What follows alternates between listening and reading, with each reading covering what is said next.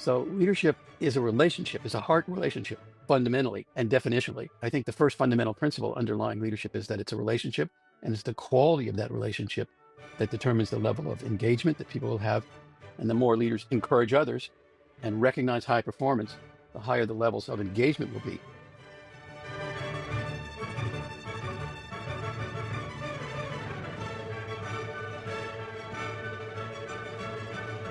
Welcome to Science of Leadership, the podcast dedicated to helping you become a better leader. Here, you'll gain valuable knowledge, hear inspiring stories, and learn the scientific principles that promote exceptional leadership.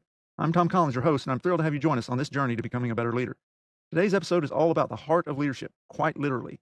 We're diving into the principle of encouraging the heart and why it's such a crucial part of great leadership. To help us unpack this concept, I'm honored to have Jim Kouzes, one of the most influential leadership experts of our time, join us. Jim, along with his co-author, Barry Posner, has authored multiple best-selling leadership books, including The Leadership Challenge, which has been a cornerstone for leaders around the world, as well as this book, Encouraging the Heart, which is actually the basis for today's conversation. His work has shaped how we think about inspiring and empowering others. Jim, welcome to Science of Leadership, and thank you for being here. Oh, thank you, Tom. It's a pleasure. Okay, from the outset here, let's define our topic. For those who might not be familiar with this idea, what does it mean to encourage the heart when we're talking about leadership? Well, encouraging the heart is one of the 5 practices of exemplary leadership that we uncovered when we did our research on exemplary leadership back in the mid 1980s. Barry and I asked people to tell us a personal best leadership experience, and after collecting thousands of cases and developing an assessment tool to look at the behaviors associated with that, their personal best leadership experiences, we identified 5, and those 5 are model the way, inspire a shared vision, enable others to act, challenge the process, and encourage the heart. Encourage the heart then became the emphasis of one of our books that we wrote subsequent to that first edition of the Leadership Challenge titled Encourage the Heart. And essentially, that practice is about 2 things fundamentally: recognizing individuals for their contributions to the values and the vision of the organization, and then celebrating together, celebrating those successes together as a group. So it's about individually doing something as a leader and also doing something together collectively as a community. Thanks for defining that for us because I'm a firm believer that we got to know what we're talking about if we're going to talk about it in a meaningful way. So that's great. And then for framing that out, I mean, I think it's such a powerful leadership concept of encouraging people both individually and collectively, as you say. Can you share a story for us of a leader, you can think of who really embodied this principle? Well, Tom, the story we open Encouraging the Heart with, both the first edition and now a new edition that will be coming out mid 2025, May of 2025, is a story from Tom Malone. It's my favorite Encouraging the Heart story because it embodies everything that one can do as a leader to exemplify that practice. So, if I may, I'll give you an abbreviated version. Sure. The scene of this is a setting is a shop floor, a mid-sized manufacturing company in Northern California. Tom is on the shop floor, and his team is gathered around him, those who work in the shop, and Tom is the president of this mid-sized manufacturing company, calls them together for a weekly award. Uh, but he says at the beginning, we've got a new award today. He says, this month we have the freezer award. And then he looks at the group and says, anybody know who won this? Anybody know who won this award? And somebody in the group shouts, Kelly. And there's Tom shouts, okay, Kelly, come on up. Come on, there's something in the freezer, Kelly. Go look in the freezer. So Kelly goes over to the freezer, opens the freezer door, and pulls out a metal rod and a cylinder. And there's an envelope attached to it. And Tom says, come on out, come on over up front here, Kelly. And Kelly comes to the front. Tom's laughing, and everyone else joins in the laughter and the joy of Kelly, who's walking up with this metal rod and cylinder in his hand up to the front to stand with Tom. And Tom opens the envelope and he hands it to Kelly. And inside is a recognition, small check for what he did. But then Tom says, "Oh," grabs that part away from Kelly and says, "Oh, that's cold." And looks at the part and says, "Remember this job?" Tom says, "I went through the plant one day and I saw Kelly put something in the freezer. And I went over to him and I said, Kelly, why are you putting this rod and cylinder, this rod into the freezer?" And Kelly says, well, I couldn't fit this rod into the cylinder. So I thought, well, if I put the rod in the freezer, it'll shrink and the parts will fit together. And it did. And Tom looked at him and he says, that is amazing, what you've done, Kelly. And Tom again holds up the part to to the group and says, and remember while we're here, gang, no rejects, no rejects, no rejects. I think that story embodies everything one could do as a leader in a group to recognize individual contributions and also reinforce the sense of community in a group. Yeah, that is a great example of this idea of encouraging the heart. And so there's another example of encouraging the heart that comes to mind that I know you have a connection with. So I wanted to bring that up. But we've mentioned on this podcast, I think at least on 2 different episodes, President John F. Kennedy. And probably a lot of our listeners may not be aware that you actually had a close-up role in his inauguration. Can you share that story with us? I'd be glad to. It's always something wonderful for me to talk about, brings back wonderful memories. I was an Eagle Scout as a young man, and I was selected. I still do not know why, but I was selected as an Eagle Scout to be part of John F. Kennedy's honor guard at the inauguration of Kennedy. And so on January 20th, 1961, on a below freezing day, I stood in front of the reviewing stand where it used to be. It's no longer, they no longer do it this way, but where it used to be on Pennsylvania Avenue, where the parade would go by the White House. And John Kennedy and his entourage and his beautiful wife, Jacqueline, were there along with other members of their family. And I got to stand there in the freezing cold and be part of that celebration. It was just an amazing, amazing experience for me, and it was. I identify that as the moment where I got personally inspired and encouraged to follow the dictum that in his speech at the Capitol building, inaugural speech, in which he said, "Ask not what your country can do for you, but what you can do for your country." And I wanted to do something for my country ever since that moment in 1961. And so I decided the first step in that direction was after university. I joined the Peace Corps, and then I came back and did a couple of years of community-oriented work to be of service in the U.S. Yeah. I mean, in a real sense, he inspired, but I think also encouraged your heart, right, to greater Yes. things, which is really, I think, fundamental. That's, I think, what we're talking about here. What was it?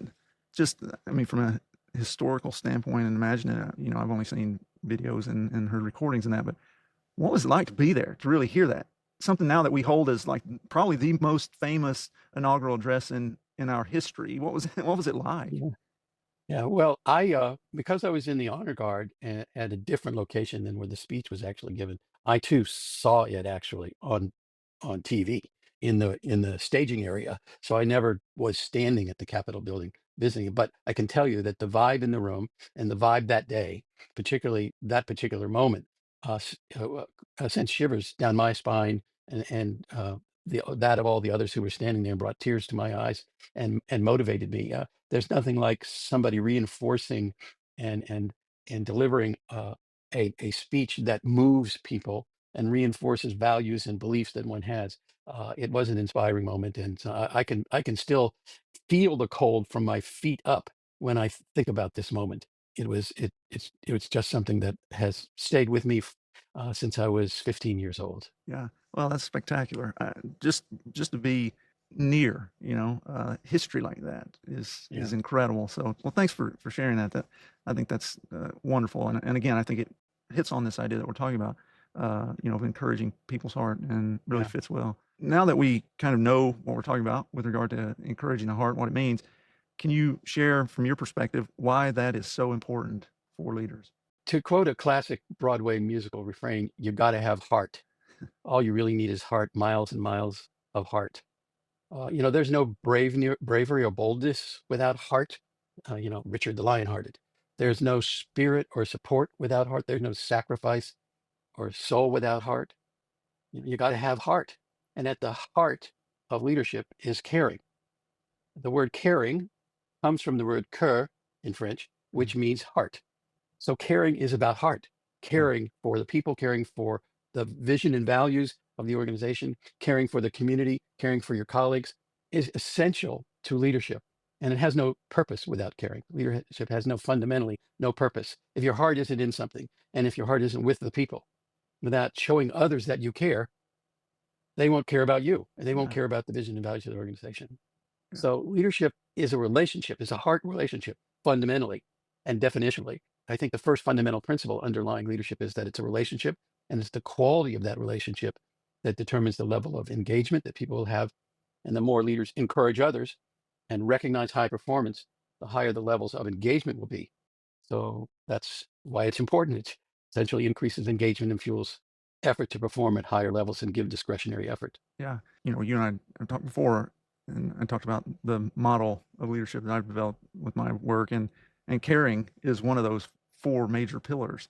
Yeah, And so the work that I've done coincides really well with what you all have done with that regard. Absolutely, caring is foundational when it comes to leadership and being an effective leader.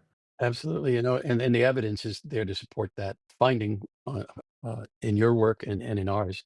Empirically, we find that there's significant support for the notion that leaders have higher performing teams and have more engaged people when they exhibit the behaviors associated with encouraging the heart. And so from that standpoint, this is kind of the zone where we usually talk about the scientific component of, the data that support whatever topic we're talking about. Fundamentally, and this is a little bit more philosophical than it is scientific, right? This question, but just thinking about what you were just saying, fundamentally, why is it, do you think, that encouraging the heart does result in better outcomes, higher productivity and innovation and those sorts of things? Well, it really gets down to behaviors. When one behaves in a particular way towards someone else, it, it, it has an impact, can have a positive or negative impact. And so when we recognize the performance of other people, just give you one example from our data, less than 1% say the organization values their work when leaders almost or rarely praise people for a job well done. In contrast, when 85%, according to our data, say the organization values their work when their leader, their direct leader, very frequently and almost always praises people for a job well done. So you can see in that data that praising other people has an impact Mhm. on other people. Similarly, 1% of people say that their work group has a strong sense of teamwork when leaders almost never or rarely publicly recognize people who exemplify the commitment to shared values. Whereas, again, 95%, 85% say they feel like their team has a sense of teamwork when their leader exemplifies a commitment to their shared values. And so, demonstrating as a leader that you share the values of an organization in your behavior to other people has an impact on them. It makes them more committed. So when leaders behave in certain ways that have a positive impact, we want to encourage that behavior. We want them to do more of that. So I could go through lots of data, Tom, from our 360 assessment, but the pattern is always the same. When you rarely or never do a particular behavior associated with encouraging the heart, such as recognize individuals publicly, tell a story about the things that they've done in an organization to contribute to the organization, people are more engaged. People are Yeah. more engaged when they see those behaviors and feel those behaviors from their leader. So why it's important? It's important because it increases performance and it increases engagement in an organization. But I think it's really more than that. At a human level, I mean, imagine going to any kind of performance, an athletic performance, a theatrical performance, watching your kids perform in a play at school, watching somebody at the Olympics. If everybody sat on their hands and did nothing, had no reaction to what was going on, how do you think the athletes would feel? How do you think the kids on stage would feel? How do you think your employees feel when no one has any reaction to exemplary performance? Yeah. Right. It's It's disengaging. It's disheartening. disheartening. So you want to let them know you appreciate their work because it makes them more enthusiastic. It makes them more committed to the organization. It fuels higher levels of performance. Yeah, and I agree completely. I think it's vital that we encourage our people and that we tell them we appreciate them and be specific with regards to you did this thing and it was beneficial to our achieving our mission. Maybe overestimating, but I think almost everybody wants to feel appreciated. It's striking to me, though, that there are hordes of people in administrative roles and leadership positions who I think, despite the clear benefits, feel like it's not their role to care about their people, encourage their people, that sort of thing. Any hypothesis as to why folks would think that? It's an very interesting question, and we give several explanations for that in our work. The first thing I want to do, though, before I directly answer that question, Thomas, let me just go Yeah, back to some of the behaviors, sure. and particularly like those that Tom Malone exhibited. Um, when we essentially look into the data and try to tease out of it some common themes of what people do when they're encouraging the heart. One of the things that's clear, for example, in Tom Malone's story that I told, at the very end, he says, and remember, gang, why we're here, no rejects, no rejects, no rejects. There's a clear set of standards. Yeah. Clear set of standards. It's not like we're rewarding and recognizing people just for showing up. It is for doing something that's consistent with values and beliefs. Yeah. Doing something to reinforce what's important in our culture at this organization. It's Tom Malone clearly enjoyed what he was doing. If you can see the video of this event, he's always smiling. People in the group are having a good time, but he's expecting people to perform at these high levels. Not you perform this way or else, but he believes that the people have the capacity to do that, and that's what he saw in Kelly when Kelly put that part in the freezer and came up with an idea to not even let one part go into the scrap bin. He had those high expectations, and he reinforced those expectations. He said, I was walking through the plant one day. He was paying attention. He was out walking around. He was looking consciously for people doing things right, not making mistakes, but Mhm. doing things right. He was paying attention. He personalized the recognition by telling the story about what Kelly did. He didn't say, "Oh, we have an award today. It's the Manufacturing Excellence Award. Kelly, come on up. Here's a check." Yeah. He personalized that by telling the story about Kelly and what Kelly did, individualizing it, making it special and more memorable. And he did it in a group. He celebrated together. He just didn't walk up to Kelly while he was alone by himself or call him into his office and give an award to him. He did it in front of a group. And by doing it in front of a group, you do a couple of things. You tell the group what the standard is. You remind them what the standard is. You show them an example of someone like them doing something again, so that they can kind of see, well, if I had a problem like that, I'd get inventive and try to do something to make sure that I lived up to no rejects, no rejects. And Tom did it himself. He set the example for other people, expecting them then to also recognize their peers when they do something that's exemplary and fulfilling the standards of the organization. So in teasing it apart, you have to ask yourself, how hard is this really? Yeah. I mean, can you be clear about the standards? Can you expect people have a high expectations of others and believe that others have the capacity? Can you pay attention, walk around the plant and look what's going on, walk around the office? I know in a virtual area, it's kind of difficult to do that sometimes, but you still have this technology that we're using here to make this possible. Can you personalize a story? Can you tell that story to other people? And so on, you go through each of the behaviors and say, how hard is this really? So why is it then back to your question? When we started our research on encouraging the heart, book, the first edition we were going to do in the 90s, we asked this very simple question. Do you perform, do you need, keyword need, do you need encouragement to perform at your best? And just about half of the people said they did need it. Well, that was kind of surprising to us because it was one of the things people said they did when they were at their best. But when you ask them, "Oh, do you need it?" People say, "No, I don't need it." It's as if, well, I'm capable. I have confidence in my own ability. I can do this. I don't need other people to tell me I did a good job to do a good job. So we changed the question. We said to people, well, if you get encouragement, does it help you? 97% of people said it did. I don't know about that 2 or 3% that says it doesn't. Right. They're robots, I guess. But the 97% of us answered yes. So there's something about not publicly saying, I really need encouragement, folks. I need you to encourage me to do, and when I do a good job, I need you to recognize me. We don't recognize the importance of that. But yes, we will admit that when we get it, it helps us. So we don't acknowledge how important encouraging the heart is. It's not one of those practices that often immediately pops to mind, particularly among senior executives. And people also say things like, well, they were just doing their job. Yeah, well, that's what Tom said. He was doing his job, but yet I want to make sure for that individual creative act that he did that really showed he went the extra mile. I want to make sure I point that out. Uh, and so you can, even if it's something small, and if you're out paying attention and you notice stuff, make sure you call it out and tell people, this is an example of how we get high performance in the organization, how we get no rejects. Other people say I didn't have time, I wasn't paying attention. Well, if I recognize that person, then I got to recognize everybody else, as if recognition is a scarce resource. You know, uh, Right. saying thank you, it's a scarce resource, really. So Yeah. there are a number of explanations, but I think at the root of it is probably we just don't like to say out loud that we need encouragement to perform at higher levels.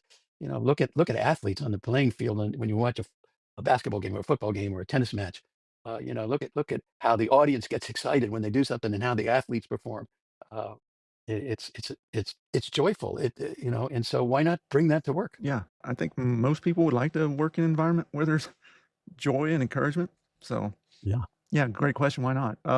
Well, so you talked about Tom Malone as a good example of what it looks like to do well. Do you have the converse? Do you have sort of story that shows the negative consequences that result when a leader doesn't encourage the heart of those they lead?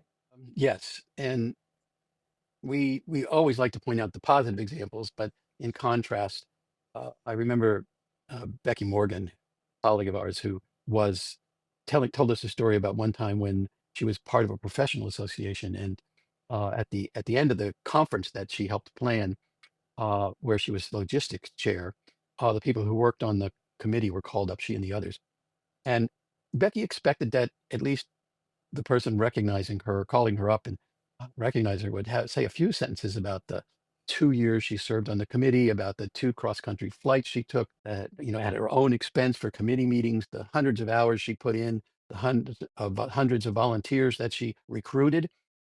And what the president said was just two sentences. He said, "She'll never forget."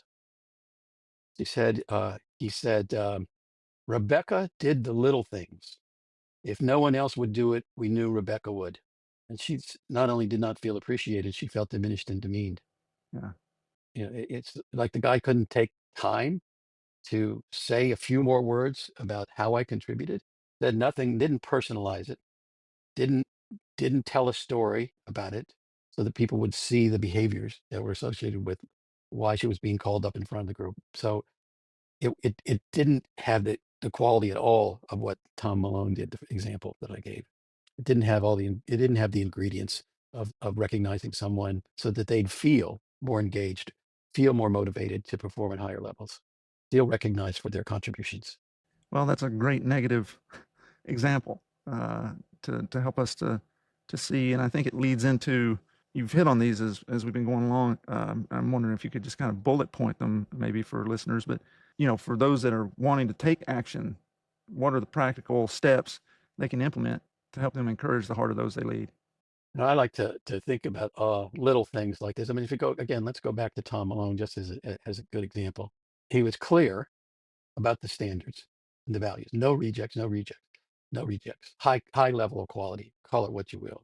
So whatever your values are, make sure you're clear about them. Make sure other people are clear about them, so that when you do see somebody do a behavior that's above and beyond, you can connect it to something that everyone shares, whether it's a goal, whether it's the vision of the organization, whether it's a set of values and beliefs, whether it's norms about how you behave in your organization, be able to connect the behavior to something that's cherished by other members of the organization. Take some time to make sure you're clear and others are clear.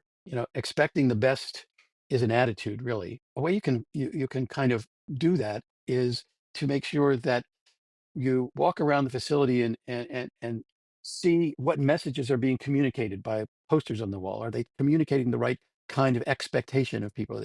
Are they communicating positive images? When smile more often when you're out on the floor. I mean, it sounds kind of a woo woo, but yeah, if you have a frown on your face all day long, and you're generating a different kind of energy than if you're smiling, and if you're going around saying nice work, tell me about what you're doing here. Hey, I saw you do this. Tell me more about it. You're paying attention. So actively look for examples. Don't wait for somebody to come and tell you, oh, Kelly did something really great. Becky did something really terrific. Go out and look for yourself. Find examples. Create a daily routine of recognition, meaning um, find ways to that you can collect some examples yourself of people doing exemplary behaviors that are consistent with values and beliefs. Personalize it. This is a unique story about this person. Tell this story so that it feels special to that individual, and do it as a group. You don't always have to do recognition as a group. There's sometimes when it's just one on one, and you don't skip saying thank you just because there's no one else around, but make sure that you find times to celebrate together. And I remember when I was the CEO and chairman of a small consulting firm, that we used to have a weekly Zebra Award, and the Zebra Award came from a poster that hung behind my desk in my office that was a rainbow striped zebra, Hmm. and above it, the saying was, "When you dream of good is not enough. When you dream of being great." And so someone else, and actually not me, in our office, decided that we would institute Zebra Awards for people who didn't do just good but did great. And so find a way that you can celebrate together, and make sure you do it personally. So those are kind of seven things you might think about: clarity of standards, expecting the best, paying attention, personalizing, telling the story, celebrating together, and setting an example. Excellent, excellent. Thanks for enumerating those, for our listeners. I think that's really helpful. I try to make sure that we cover a practical thing, and that you line those up wonderfully. Before we go, anything that you would say, if you could do one thing today to start encouraging people, uh, what would it be? I would just make sure that at least 3 times a day, I thank some people in the organization. I would, set a simple goal for yourself. Just find ways in which you can say thank you to people. Put it all together with the ingredients I just described, Mhm. but start by simply finding ways to say thank you if you're not already. If you are already, uh, we can all say thank you more often. Yeah. So I think that's just a simple step forward. 2 words, thank you, and then putting the other ingredients into it uh, as you think about your leadership over time. And I guess I'd add one other thing, which is this is not a thing to do, but it's really uh, an attitude to have. It was taught to me by Major General John Stanford. John was head of Military Traffic Management Command when he was in the military, and I sat down and interviewed John very early in the first edition of the Leadership Challenge, our first book, Barry's in my first book, and I asked John if he would, after telling us his personal best leadership experience, give some advice to other leaders who were people who were trying to develop their leadership capacities, other leaders who were trying to get better at what they were doing. And he said, whenever anyone asks me that question, I tell people I have the secret to success in life. Well, I was really paying You're attention at that leaning point. I in. wanted to know the secret to success in life. And he said, the secret to success is stay in love. Staying in love gives you the fire to really ignite other people, see inside other people, to have a greater desire to get things done in other people. I don't know any other fire, any other thing in life that is more positive and exhilarating a feeling than love is. Yeah. And I did not expect to hear that from a major general, but yet that's what he said with his advice for others who wanted to develop themselves as leaders is to stay in love with the people you lead, stay in love with the mission, the vision, and the values, stay in love with those you serve, and stay in love with the role that you have as leadership. Whenever you fall out of love with any of those, you can't be as effective as a leader. Yeah. Great wisdom. And I remember that. I remember that quote from. It may have been from the Leadership Challenge, may have been from Encouraging the Heart, but I remember you all shared that in one of the books certainly. And before that, I was reminded basically you're saying be intentional, right? Go out there and look for people to say, "Hey, great job, thank you for what you're doing," and so forth. And it reminded me of General Darren McDew, Mm. who was the commanding general of Air Materiel Command. He said that he told his staff, "Find people that I can thank. They're out there. People are always, doing things for which they should be thanked and acknowledged. Tell me about them so that I can thank them." And so he made that a point. That was a bearing that he had. And so I think that a big part of if I look at those 7 concepts that you shared, so much of it is bearing. It's attitudinal, it's intentionality. Hey, look, do this, right? I'm going to make this a part of what I do. This is a part of who I am as a leader. I'm going to be a person who does my best to try to be encouraging. Doesn't mean you got to lie. And just as you've really hit on multiple times, no defects. It doesn't mean you don't hold people to standards, right? And it doesn't mean that you're not it doesn't mean you're celebrating them for things that actually they should be doing just as part of their job, but it's those other things and power of that. I mean, I can think of times when I was encouraged to the point just like the amount of energy and positivity that it infused in me to do even more, not because I was trying to seek that recognition, but because I knew that it was appreciated. Yeah. We as leaders have impact on others. Yeah. You have an impact on others. I have an impact on others. And we need to take that seriously and ask ourselves, what Absolutely. kind of impact do I want to have? Yeah. Do I want to make people feel better about themselves, feel better about the organization? Do I want them to work harder and more effectively to accomplish the goals, to live up to the vision that we have as an organization? How do I want people to feel about this place? And then what are the behaviors that will create those kinds of feelings and actions on the part of others? And as you described in the general that you were referring to, just looking for people to thank is one of those behaviors. Yeah. Well, I think this has been a great conversation. For those who are interested in learning more about encouraging the heart, look out for the updated version of Jim's book, Encouraging the Heart, which, according to the publisher's website, will be released on May the 6th. So I look forward to the new version of that because mine is, a former version. So I look for the updated one. Thank Jim, an honor and a privilege to have you as a guest on the show today. Thank you so much for joining me on the Science of Leadership. you, Tom. It was a delight. Thank you for joining us on this episode of the Science of Leadership. We hope today's discussion has inspired you and given you valuable insights to help you become a better leader. Remember, leadership is about helping those we lead do great things. It's a journey of continual growth and learning. When we embrace that journey with curiosity, courage, and humility, we can confront challenges, overcome barriers, and foster environments where everyone can succeed. If you enjoyed today's episode, be sure to follow or subscribe, leave a comment, and share it with others who are passionate about leadership. Until next week, keep leading with character, competence, caring, and communication. This is Tom Collins. Let's keep growing.